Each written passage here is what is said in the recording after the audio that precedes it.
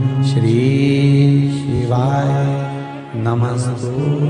शंकर भोलेनाथ ओघड़दानी की कथा कर रही है। व्रत कार्तिक महत्तम कथा है। कार्तिक के महीने में सबसे बड़ा अगर व्रत का कोई नियम है तो केवल एक नियम सबसे बड़ा है, सुबह ब्रह्म मुहूर्त स्नान करना और दूसरा दीप लगाना, दिया प्रज्वलित करना, दीपक लगाना।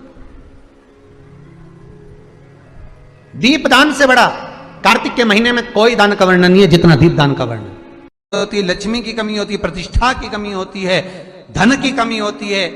उसके लिए रविवार को अगर लोटा भरकर शिव को समर्पित करा जाता है तो घर में तेज लक्ष्मी प्राप्त हो। वेदन है, जैसे घर की सफाई करोगे तो लक्ष्मी आएगी, दिल की सफाई रखना तो महादेव जल्दी से प्रवेश करेंगे।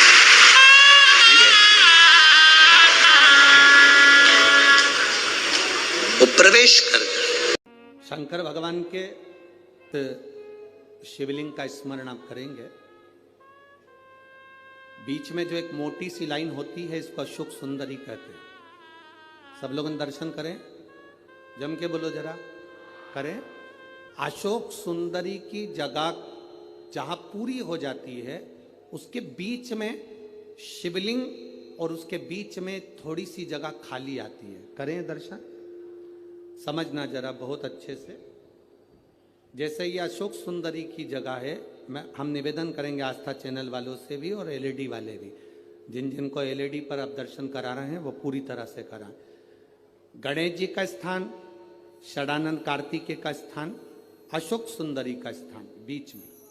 अशोक सुंदरी का जो स्थान पूरा हो जाता है वहां से लेकर शिवलिंग के बीच में खाली जगह आती है। करें दर्शन आप लोगों ने, खाली जगह आती है। उस खाली स्थान की जो महत्वता है, ये जो अशोक सुंदरी से लेकर बीच में जो जगह है, ये भगवान शंकर की जो धर्म पत्नी है माता पार्वती, उनकी जो योगनियां हैं 64 योगनी, उनकी जो शक्ति पीठें हैं, उनकी जो सिद्धता है, उनकी जो सिद्धियां हैं, ये अशोक सुंदरी से शंकर के शिवलिंग के बीच में जो खाली जगह होती है, इस स्थान पर 64 योगनियां, देवियां, अष्ट सिद्धियां, नवनिधियां सब इस स्थान पर रहती है। इसलिए हमारे यहाँ शिव महापुराण की कथा कहती है, पूर्ण पूजन के बाद अगर कोई नारी, कोई पुरुष, कोई बच्चा, कोई बुजुर्ग अपने मन की बात का स्मरण इस जगह पर हाथ को रखकर, जैसे किसी के हृदय पर हाथ रखते हैं तो दिल धड़कता हुआ स्मरण होता है, उसी तरह यहाँ स्पर्श करेंगे और स्पर्श कर कर जब अपने मन की बात कहते हैं तो देव अधिदेव महादेव नंदी के साथ आकर प्रदोष के दिन कार्य की सिद्धता पूर्ण करते हैं। उस स्थान की मूलता होती है। समय देखकर कभी कथा मत सुनना, समय देखकर कभी मंदिर मत जाना, समय देखकर कभी भजन मत करना। मैं 9 बजे भजन करती हूं तो 9 बजे करूंगी, मैं 2 बजे भजन करती हूं तो 2 बजे करूंगी, मैं सवेरे 8 बजे मंदिर जाती हूं तो 8 बजे। ना ना, समय देखकर मंदिर नहीं, समय देखकर भजन नहीं, समय देखकर सत्संग नहीं, क्योंकि मृत्यु का भी कोई समय नहीं होता तो भगवान के भजन का भी कोई समय नहीं होता।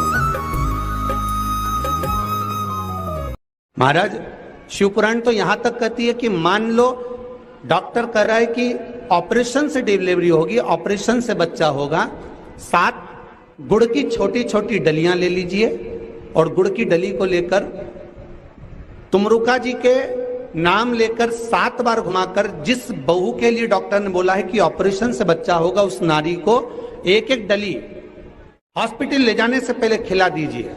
ऑपरेशन से बच्चा नहीं होगा, नॉर्मल डिलीवरी ही होगी। तुमरुका जी के नाम का वो प्रताप है। 3 जगह पर नारी अपवित्र नहीं होती।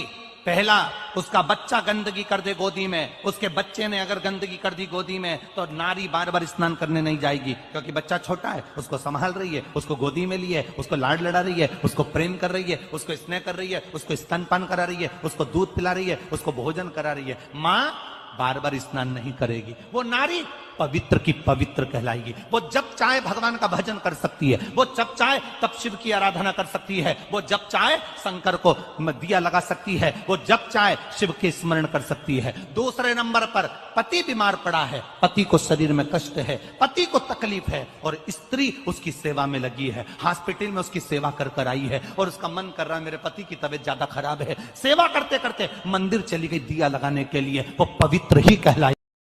सब बोलिए एक बार जमकर, श्री शिवाय नमस्तुभ्यम। प्रैक्टिकल जरूर करना, कहीं सियोर वाला महाराज झूठ तो नहीं बोल रहा। शास्त्रों की बातें हमारे जीवन में हमें सुख प्रदान करे, इसलिए इस भाव का आनंद करते हुए आज की कथा को विराम देते हैं।